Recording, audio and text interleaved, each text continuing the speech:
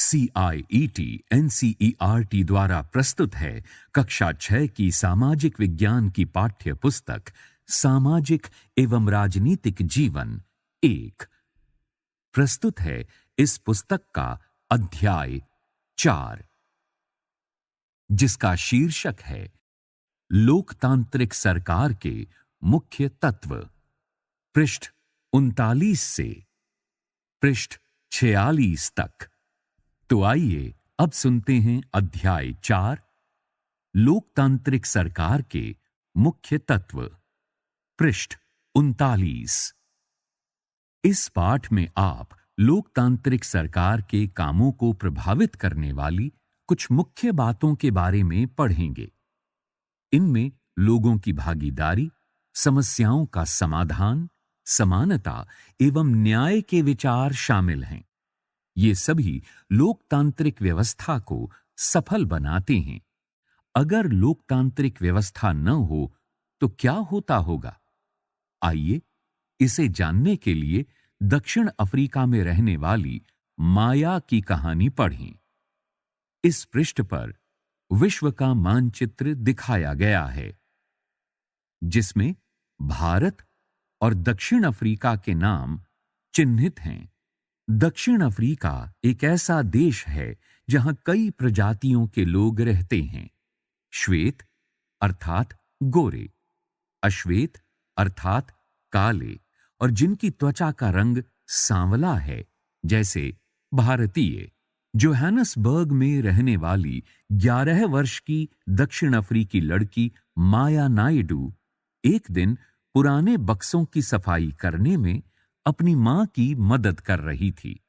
उसे एक register scrap book मिला जो अखबार की कतरनों और तस्वीरों से भरा हुआ था।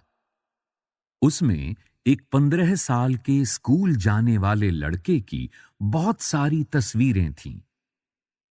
माया ने जब उस लड़के के बारे में अपनी मां से पूछा तो उसे पता चला कि उसका नाम था हेक्टर पीटरसन। उसको पुलिस ने गोली मार दी थी। माया को बड़ा झटका लगा। उसने पूछा, क्यों? पृष्ठ 40। इस पृष्ठ पर एक चित्र दिखाया गया है, जिसमें माया के हाथ में एक रजिस्टर है और उसकी मां उसे कुछ समझा रही है। माया की मां ने समझाया कि दक्षिण अफ्रीका पहले रंगभेद कानून से शासित था। रंगभेद का मतलब है त्वचा, चमड़ी के रंग के आधार पर भेदभाव करना। दक्षिण अफ्रीका की प्रजातियां इसी आधार पर अलग-अलग समूहों में बटी हुई थीं। वहां के कानून के मुताबिक श्वेत, अश्वेत, भारतीय एवं अन्य प्रजातियों को एक दूसरे से संबंध बनाने की इजाजत नहीं थी। विभिन्न प्रजातियों के लोग न तो एक दूसरे के आसपास रह सकते थे और न ही आम सुविधाओं का इस्तेमाल कर सकते थे। माया को अपने कानों पर विश्वास नहीं हो रहा था। रंगभेद कानून के तहत जिस तरह का जीवन था, उसके बारे में बताते हुए माया की मां की आवाज में बड़ा गुस्सा था। उन्होंने बताया कि श्वेत और अश्वेत लोगों के अस्पताल अलग होते थे और अस्पताल की गाड़ियां भी। श्वेत लोगों के लिए जो अस्पताल की गाड़ियां थीं, वे जरूरत के सामानों से सुसज्जित होती थीं, जबकि अश्वेत लोगों के लिए जो गाड़ियां थीं, उनमें सुविधाएं उपलब्ध नहीं थीं। उनके लिए रेल एवं बसें अलग होती थीं। यहां तक कि श्वेत और अश्वेत लोगों के लिए बस स्टैंड भी अलग होते थे। अश्वेत लोगों को वोट देने की इजाजत नहीं थी। देश की सबसे अच्छी जमीन श्वेत लोगों के लिए आरक्षित थी और अश्वेत लोगों को खेती के लिए सबसे घटिया जमीन मिलती थी। इससे पता चलता है कि अश्वेत लोगों एवं भारतीयों को श्वेत लोगों के बराबर नहीं माना जाता था। उनके साथ भेदभाव किया जाता था। दक्षिणी पश्चिमी हिस्से में एक शहर था, सोवेटो, जहां सिर्फ अश्वेत लोग ही रहते थे। हेक्टर पीटरसन वहीं रहता था। वहां के श्वेत लोग अफ्रीकांस भाषा बोलते थे। हेक्टर और स्कूल के अन्य विद्यार्थियों पर इस भाषा को सीखने के लिए जोर डाला जा रहा था, जबकि वे अपनी भाषा ज़ूलू सीखना चाहते थे। हेक्टर अपने सहपाठियों के साथ मिलकर अफ्रीकांस सीखने का विरोध कर रहा था। दक्षिण अफ्रीका की पुलिस ने विरोध करने वाले इन लोगों को बड़ी बेरहमी से पीटा और भीड़ पर गोलियां बरसाईं। उनमें से एक गोली हेक्टर को लगी और वो मारा गया। ये 16 जून 1976 की घटना है। अफ्रीकी राष्ट्रीय कांग्रेस और उनके जाने माने नेता नेल्सन मंडेला ने रंगभेद के खिलाफ बहुत लंबे समय तक संघर्ष किया। अंततः 1994 में उन्हें सफलता मिली और दक्षिण अफ्रीका एक लोकतांत्रिक देश बना। तब से सभी प्रजातियों के लोगों को बराबर माना जाने लगा। पृष्ठ 41। इस पृष्ठ पर 2 पीली लाइनों के बीच आपसे कुछ पूछा गया है। अश्वेत लोग किस किस तरह से भेदभाव का सामना कर रहे थे, इसकी सूची बनाइए। 1, 2, 3, 4, 5। हेक्टर और उसके साथी किस बात के खिलाफ संघर्ष कर रहे थे? क्या सभी लोगों के साथ बराबरी का व्यवहार होना जरूरी है? क्यों? आइए अब समझने की कोशिश करते हैं कि सरकार के लोकतांत्रिक होने का हमारे लिए क्या मतलब है। भागीदारी। हमारे यहां नियमित रूप से चुनाव क्यों होते हैं? आपने पिछले पाठ में पढ़ा ही है कि लोकतंत्र में लोग निर्णय लेते हैं। चुनाव में वोट देकर वे अपने प्रतिनिधि चुनते हैं। ये प्रतिनिधि ही लोगों की तरफ से निर्णय लेते हैं। ये मानकर चला जाता है कि प्रतिनिधि निर्णय लेते वक्त लोगों की जरूरतों और मांगों को ध्यान में रखेंगे। इस पृष्ठ पर पीले रंग के बक्से में आपसे कुछ करने को कहा गया है। कुछ अखबार देखिए और उनमें दी गई चुनाव की खबरों पर चर्चा कीजिए। एक निर्धारित समय के बाद चुनाव होते रहने की क्या जरूरत है? सभी सरकारों को एक निश्चित समय के लिए चुना जाता है। भारत में यह अवधि 5 वर्ष की है। एक बार चुने जाने के बाद सरकार 5 वर्ष तक सत्ता में रहती है। सरकार का फिर से सत्ता में बने रहना तभी संभव है जब लोग उसे बार बार चुनें। चुनाव का समय लोगों के लिए वो घड़ी है जब वे लोकतंत्र में अपनी ताकत को महसूस करते हैं। इस तरह से नियमित चुनाव होने से लोगों का सरकार पर नियंत्रण बना रहता है। भागीदारी के अन्य तरीके। चुनाव 5 वर्ष में एक बार होते हैं। वोट देने के अलावा लोकतांत्रिक सरकार के निर्णयों और नीतियों में लोगों के भाग लेने के और भी कई तरीके हैं। लोग सरकार के कार्यों में रुचि लेकर और उसकी आलोचना करके भी अपनी भागीदारी निभाते हैं। पृष्ठ 42। इस पृष्ठ पर पीले रंग के बक्से में एक कार्टून और कुछ अखबारों की सुर्खियां दिखाई गई हैं। यहां किस पर सहमति या असहमति प्रकट की जा रही है?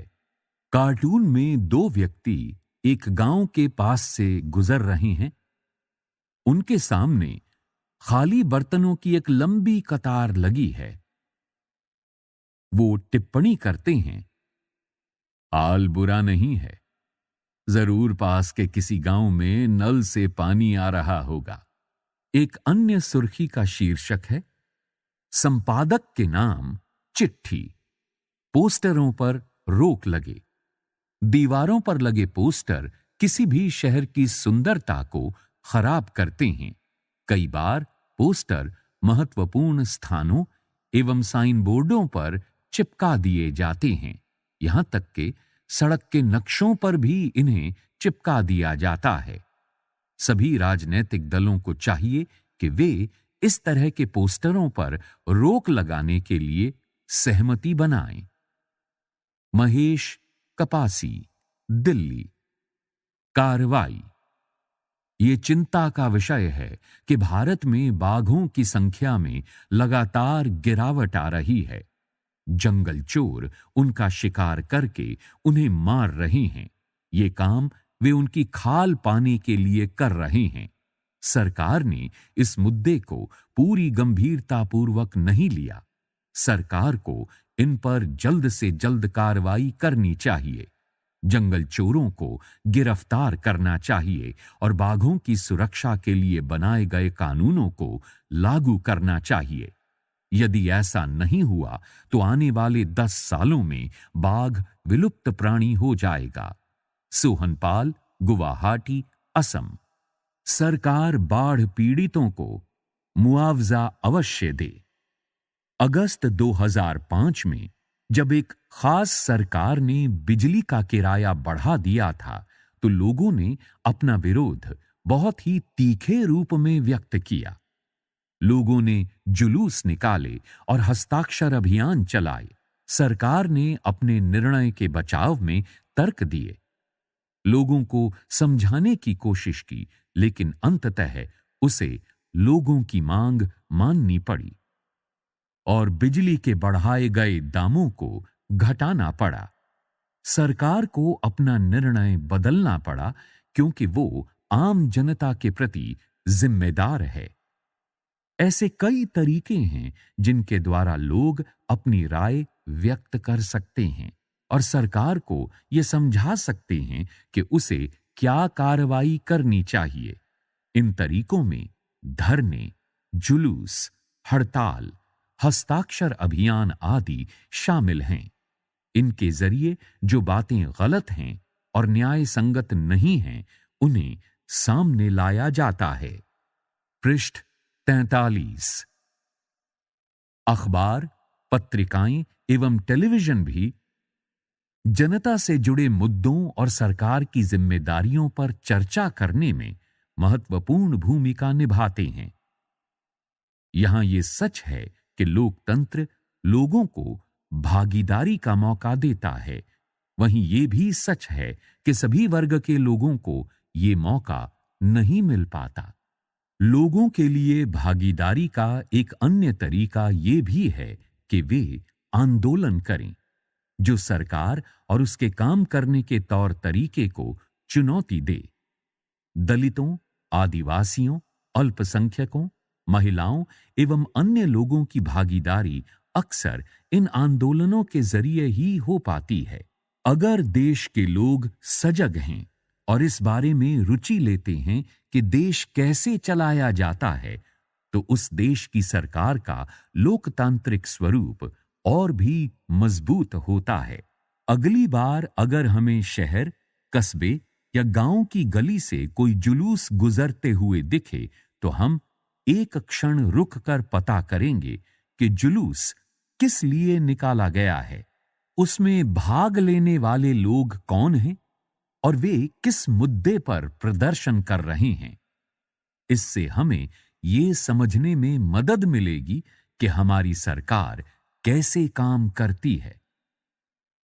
इस पृष्ठ पर एक चित्र दिखाया गया है जिसमें कुछ महिलाएं विरोध प्रदर्शन कर रही हैं।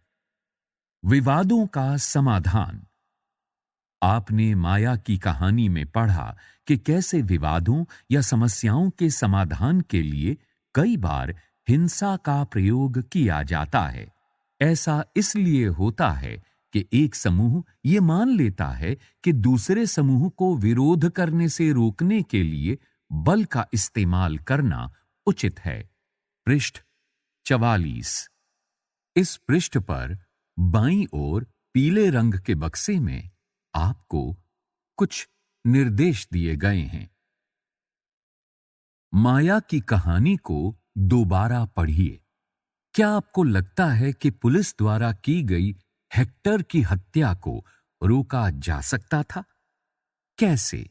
विवाद तब उभरता है जब विभिन्न संस्कृतियों, धर्मों, क्षेत्रों और आर्थिक पृष्ठभूमियों के लोग एक दूसरे के साथ तालमेल नहीं बैठा पाते। ऐसा तब भी होता है जब कुछ लोगों को लगता है कि उनके साथ भेदभाव किया जा रहा है। लोग अपने विवादों को खत्म करने के लिए हिंसात्मक तरीके भी अपनाते हैं, जिससे अन्य लोगों में भय और असुरक्षा की भावना फैलती है। सरकार की यह जिम्मेदारी होती है कि वो विवादों का समाधान करे। आइए अपने समाज के कुछ विवादों के बारे में पढ़ें और ये समझें कि सरकार इनके समाधान में क्या भूमिका निभाती है। धार्मिक जुलूस और उत्सव कई बार समस्या का कारण बनते हैं। उदाहरण के लिए, धार्मिक जुलूस किस रास्ते पर निकले, यही कई बार विवाद का कारण बन जाता है। कई बार हिंसा भड़कने का खतरा रहता है। कभी-कभी जुलूस के लोग उत्तेजित हो जाते हैं। कभी लोग जुलूस पर पत्थर फेंकने या उसे रोकने की कोशिश कर सकते हैं। सरकार, खासकर पुलिस, ऐसे मौकों पर बहुत ही महत्वपूर्ण भूमिका निभाती है।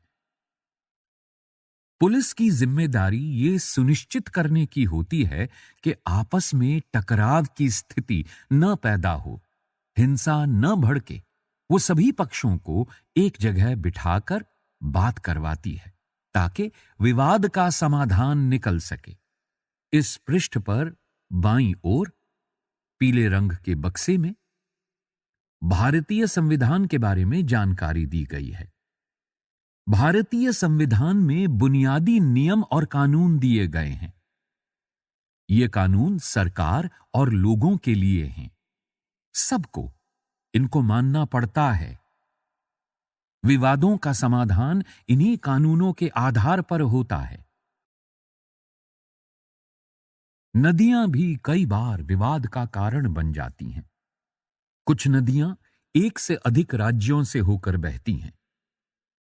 जिन राज्यों से नदी गुजरती है, उनके बीच में नदी के पानी का बंटवारा विवाद का कारण बन जाता है।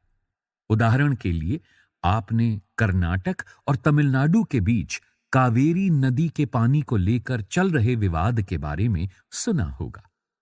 कर्नाटक के कृष्णा राजा सागर बांध में भरा हुआ पानी कई जिलों में सिंचाई के काम आता है। इस पानी से बेंगलुरु शहर की जरूरतें भी पूरी होती हैं। तमिलनाडु के मेटूर बांध में भरे हुए इसी नदी के पानी से राज्य के डेल्टा क्षेत्र में सिंचाई होती है। पृष्ठ 45। इस पृष्ठ पर कावेरी नदी का एक दृश्य दिखाया गया है। उस दृश्य के नीचे लिखा है, पिछले 30 सालों से दो राज्यों के बीच विवाद का मुद्दा रहने के बावजूद कावेरी शांत भाव से बहती रहती है। दोनों बांध एक ही नदी पर बने हुए हैं। कर्नाटक का कृष्णा राजा सागर बांध कावेरी नदी के ऊपरी छोर पर है और तमिलनाडु का मेटूर बांध नदी के निचले छोर पर। मेटूर बांध में पानी तभी भरा जा सकता है जब कृष्णा राजा सागर बांध से पानी छोड़ा जाए। दोनों राज्यों को अपने लोगों की जरूरत के लिए भरपूर पानी चाहिए, जो कि नहीं मिल पाता। इससे विवाद उत्पन्न होता है।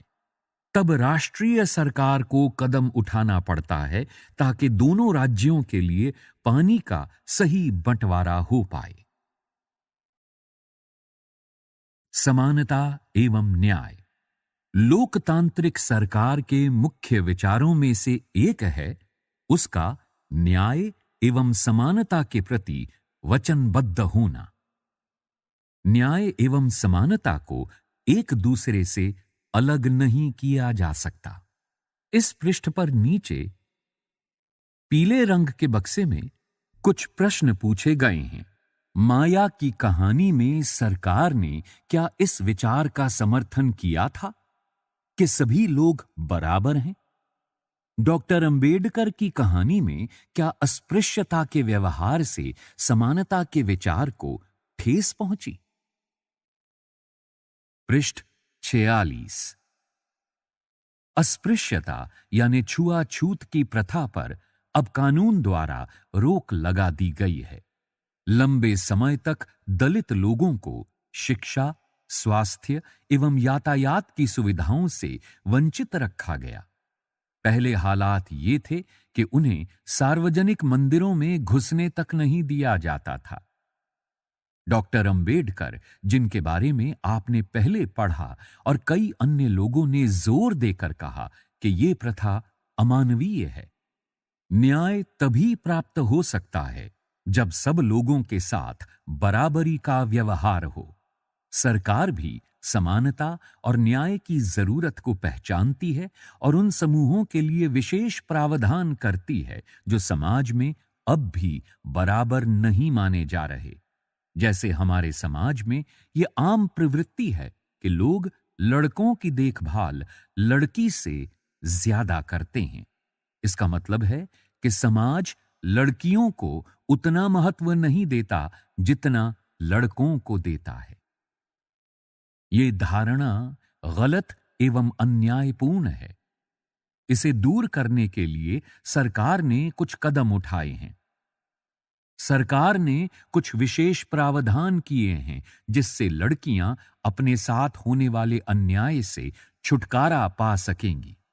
उदाहरण स्वरूप, सरकारी स्कूल और कॉलेजों में लड़कियों की फीस खत्म या कम करने का प्रावधान किया गया है। इस पृष्ठ पर पीले रंग के बक्से में आपसे कुछ प्रश्न पूछे गए हैं। आपके अनुसार फीस घटा देने से लड़कियों को स्कूल जाने में कैसे मदद मिलेगी? क्या आपने किसी के साथ कोई भेदभाव होते देखा है?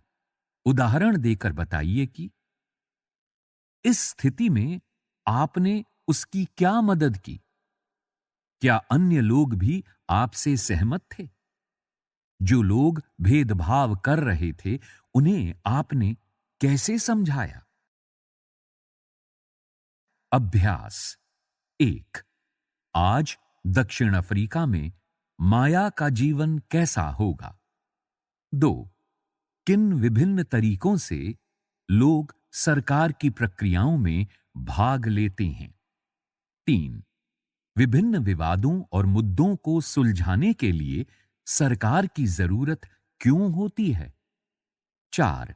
सभी लोगों के साथ समानता का व्यवहार हो, इसे सुनिश्चित करने के लिए सरकार क्या कदम उठाती है? 5। पाठ को एक बार और पढ़कर लोकतांत्रिक सरकार के मुख्य तत्वों की एक सूची बनाइए। उदाहरण के लिए, सभी लोग बराबर हैं।